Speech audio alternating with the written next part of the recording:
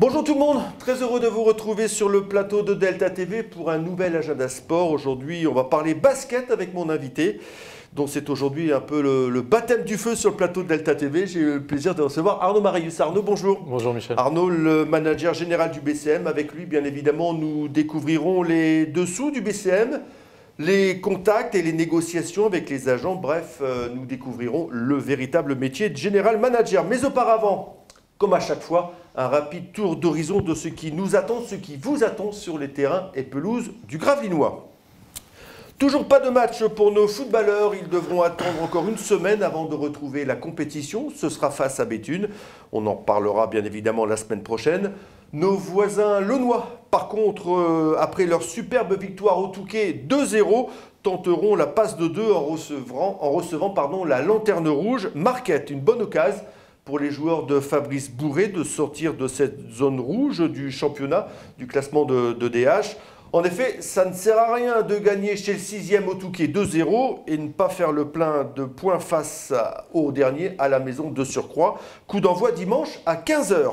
Nos handballeurs, eux, renoueront cette semaine avec la compétition et c'est à Ronchin, au stade Mélantois, que ça se produira. Aujourd'hui, les deux équipes occupent la 7e place de la poule 3 de National 2. Même bilan, à savoir 4 victoires, 3 nuls et 5 défaites. Ça sera fini bien évidemment samedi soir, à moins d'un nul. Je pense néanmoins que notre équipe est supérieure, elle l'a prouvé en maintes occasions. Il y a du talent dans cette équipe gravinoise. Messieurs, ne me faites pas mentir, coup d'envoi samedi soir à 21 h à Ronchin. On passe au basket maintenant. Chez les filles, le GBF recevra dimanche après-midi la formation de Wascal. Les banlieusards lillois sont 9e. Les banlieusardes, lilloises sont 9e de la poule E de National 3. Le GBF, 4e. Les Gravinoises sont allées s'imposer à Wascal lors de la 3e journée, 67 à 56. Logiquement, il ne devrait pas y avoir de problème dimanche après-midi. Coup d'envoi de cette rencontre GBF-Wascal, dimanche à 15 h 30, salle Norbert Merlin. Et enfin, les garçons du BCM recevront la SIG de Strasbourg, co-leader du championnat de Pro A, lundi soir à 20 h 30 devant les caméras de Sport Plus. Strasbourg, c'est du lourd, on peut même dire du très lourd. Je suppose, Arnaud, que vous êtes de mon avis. On ne peut pas dire le contraire, c'est sûr. Strasbourg, c'est vraiment une des grosses écuries du championnat. Ils font un super parcours en Eurocup. Et ils caracolent en tête avec Nanterre et Limoges, donc c'est vraiment une grosse écurie. En plus, ils récupèrent leur pivot Ali Traoré qui était blessé. Exactement. Romain Duport retouche le ballon aussi. Donc ouais, il a commencé à s'entraîner avec les espoirs, je crois, de ce que j'ai vu. Il ne sera pas là lundi? Non, je ne pense pas qu'il sera là, mais il y a Matt Howard, il y a Antoine Dio, il y a vraiment du monde, il y a du monde à tous les postes. Ça va être un très très gros match. Et à nous de répondre présent aussi pour aller chercher la qualif à la Leaders Cup. Alors Arnaud, vous êtes manager général, je l'ai dit tout à l'heure. Qu'est-ce que ça nécessite comme compétence? Une bonne connaissance du basket, on maîtrise la langue américaine sur le bout des doigts, on a son réseau ou son réseau on le construit après?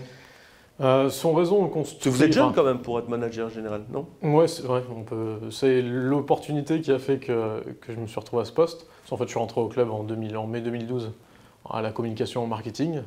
Romuald Coustre à l'époque était le manager général. Et puis Romu est parti à l'été 2013.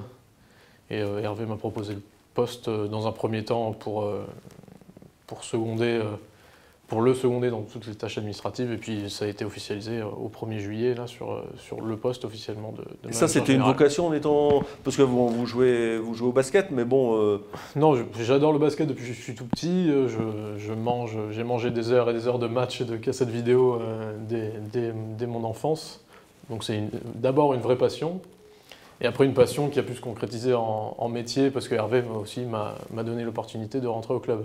D'accord. Donc et voilà. après les missions et les caractéristiques en tout cas qu'il faut avoir pour ce type de poste, c'est vrai qu'il faut parler anglais parce que c'est obligatoire. C'est la langue internationale. C'est ça. Ouais, et on a 5 joueurs américains, donc pour vraiment qu'ils se sentent à l'aise au club, c'est bien d'avoir quelqu'un qui est bilingue. Et votre métier consiste en quoi alors? La palette est large. Ça va justement des relations avec les agents, On en parlera peut-être un peu plus tout à l'heure sur le processus de recrutement, mais j'interviens un peu après, moi, après Christian et Hervé qui, eux... Donc on fait appel à vous. Là, lorsqu'on regarde, on a quasiment changé tous les joueurs américains depuis le début du championnat. Alors pour blessures, résultats insuffisants, enfin on ne va pas rentrer trop dans le détail, sont arrivés Edwards, Roberts, Harris et aujourd'hui Elton Brown. C'est vous qui êtes allé les chercher ou c'est le coach qui vous dit j'ai besoin d'un poste 5 ou d'un ailier, regarde ce qu'il y a de dispo ou... Alors en fait c'est le coach qui lui, déjà Christian Monchot, ça fait longtemps qu'il est dans le milieu. Il les connaît tous. Et donc il a ses réseaux avec les agents et tout ça.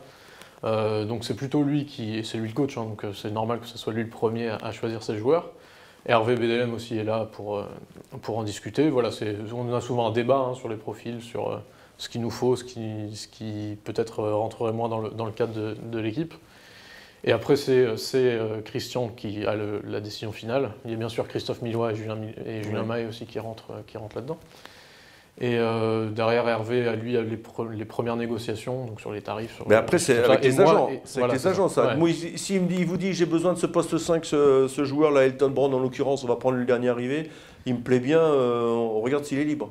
En fait, c'est plus les agents qui nous les proposent. Ah, d'accord. C'est les agents qui proposent les joueurs, le plus souvent, hein, ça fonctionne comme ça. Surtout pour les Américains. Et derrière, nous, on regarde où il en est, ce qu'il a pu faire les années précédentes si on ne le connaît pas déjà. Et une fois qu'on s'est mis d'accord avec l'agent et que nous, déjà de notre côté, on s'est mis d'accord pour le profil. Ça marchande aussi, non? Oui, forcément un peu. Et là, c'est plus Hervé qui tient la manœuvre de ce côté-là. D'accord.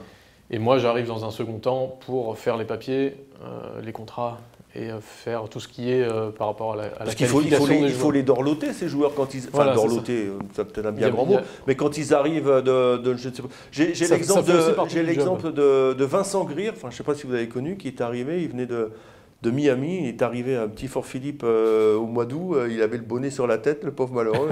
Il faut faire attention à tous ces joueurs pour pas qu'ils dépriment quand même. Ça fait partie du job, parce qu'une fois que le deal a été conclu avec l'agent, donc on se met d'accord, on fait venir le joueur.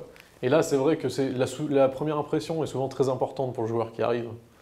Parce qu'il débarque surtout pour les Américains, il débarque dans un contexte qu'il ne connaît pas ou qu'il connaît très peu, au pire, au mieux.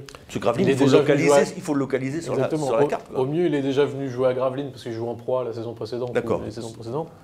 Mais si vraiment, comme Trey McKinney-Jones par exemple, hein, qui était un rookie, donc qui arrive. Il a dû regarder sur Google Maps où c'était, il a dû chercher. La première impression est vraiment très importante parce qu'il faut qu'ils arrivent à se sentir bien directement en arrivant. On donne un petit guide de bienvenue où il y a toutes les infos utiles sur le coin, justement la carte aussi pour situer un peu les équipes du championnat. Et puis où faire ses courses, où faire son plein d'essence. Et on a eu l'exemple aussi l'année dernière, il y avait Gilles qui avait croisé Kennedy Winston, c'est ça qui était l'année dernière? Il y a 2 ans. Il y a 2 ans. Il ne savait pas démarrer parce que c'était une voiture automatique qu'il y avait et là c'était une voiture manuelle. Manuelle, ouais, voilà. Donc il faut faire attention à tout ça. Il y a des préparations avant qu'ils arrivent.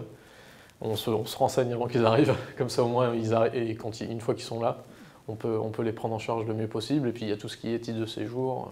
Voilà, toute la paperasse. Alors sur un plan plus sportif, Arnaud, on a bien démarré. On termine, on est mi-championnat. Si on le divise championnat à 4, la première partie était très très bonne, la deuxième un peu moins bonne. Et là, la qualification à la Leaders Cup, il n'y a rien de garanti. Comment on peut expliquer ça? On a trop tiré sur des joueurs, pas suffisamment fait tourner, non? Christian, on pense à Papsi et Andrew Albici, quoi. Je dis pas qu'ils sont cramés, mais bon, je suppose que les 15 jours de repos là ont dû leur faire un plus grand bien. Forcément, même s'il y a eu le All-Star Game et entre-temps mais ça va, c'est des événements qui sont agréables pour les joueurs aussi. Christian, il a pas non plus, il aurait tort de se priver de joueurs en forme. Pape, quand il met 30 points à Paris, quand il remet 30 contre Pau ici. Ça correspond un petit peu au succès du BCM. Le jour où il met 30 points, on gagne. Le jour où il en met moins... Après, il n'y a pas que les performances de Pape, mais quand il est dans un bon soir, on aurait tort de s'en priver. Ouais. Après, on sait qu'il est capable de ça, donc c'est dur de l'enlever du parquet aussi, quoi. Parce qu'on sait qu'on a besoin de ses points, on sait que comme Andrew, on sait qu'on a besoin qu'il mène l'équipe et qu'il la drive comme il faut. Après, c'est selon les performances de chacun. Est-ce qu'il y a, on va pas donner de nom, mais est-ce qu'il y a des joueurs qui sont un petit peu moins performants que ce que vous pouviez espérer dès le départ? Oui, forcément. On attendait plus de certains. comme d'autres se sont un peu révélés aussi. Et là, on peut dire que Pape, sur la première partie de saison qu'il fait, il est on l'attendait pas à ce niveau-là. Voilà, c'est la meilleure. Le Mans ne l'aurait pas laissé partir s'ils avaient su ça. J'imagine que oui. Donc alors, voilà, après c'est trouver le juste équilibre et ça, Christian, il sait le faire. Généralement. La Leaders Cup, on le dit, c'est lundi, soit ça passe, soit ça casse. Soit on gagne. On aura l'avantage de connaître les résultats des autres de samedi. Parce qu'en fait, on est en concurrence avec 4 autres équipes. Il y a le Havre et Pau qui se jouent. Ouais. Donc il y en a un des deux qui va y aller. Ouais. Et après, c'est nous et j'ai plus la dernière équipe en tête. Donc si cette équipe perd, on peut se permettre de perdre, c'est ce que vous voulez dire? Où il faudra perdre, mais il faudra regarder l'écart de points à l'arrivée. Mais si on gagne, on est sûr de gagner. D'accord, on est sûr d'y aller. Le chemin le plus simple, ça reste celui-là, même si c'est Strasbourg en face. Et à la Leaders Cup, si on y va, c'est pour la gagner ou c'est pour, aller faire voir Mickey, on peut y aller sans... On y va forcément pour la gagner si on y est. Et c'est une compétition sur 3 jours, donc ça peut vraiment se jouer à rien. C'est l'équipe en forme sur le moment, l'équipe qui parvient vraiment à se souder à leur hache. Ouais, c'est sûr que c'est après, on peut jouer le premier match contre Limoges, Strasbourg ou Nanterre, faire un gros match, passer. Et derrière, le chemin peut être ouvert. Après, toutes les équipes sont dures à battre en pro. De toute façon, ça, y a pas. Parce que l'année où le BCM avait gagné, ils étaient premiers. Donc, ouais. C'est quand même un peu conforme. Le chemin n'avait pas été facile non plus, parce que l'Asvel, Le Mans et Strasbourg en finale. C'est quand même plus ou moins conforme au résultat de la mi-saison. Oui. Après, les 16 premières journées, ou 17 premières journées, parce que lundi, ce sera la 17e, elles donnent quand même un vrai aperçu des forces en présence du championnat. D'accord. Donc forcément, en arrivant à la Leaders Cup, Strasbourg, Nanterre, Limoges seront favoris. Mais sur une compétition comme ça, aussi courte, il suffit d'un bon match pour que le groupe prenne la confiance, et puis derrière, ça peut bien s'enchaîner. Alors, la Leaders Cup, c'est une chose, il y a les playoffs, il y a encore un demi-championnat à faire. Si on n'y va pas, c'est une grosse déception quand même. On n'y pense même pas. Non. Mais vous allez peut-être trouver ça un peu langue de bois ou un peu stupide. Mais vraiment, tout le club est dans la logique de Christian, match après match. Parce qu'à chaque jour suffit sa peine. Et on regarde au match d'après, sur les résultats sportifs. Parce que comme je l'ai dit, tout le monde est chaque équipe est compliquée à battre en pro. Donc on ne peut pas se permettre de faire des prévisions, de dire tiens, on va gagner, on va perdre, on va gagner, on va perdre. Tous les matchs sont difficiles, mais il y en a qui sont certainement plus difficiles que d'autres quand même.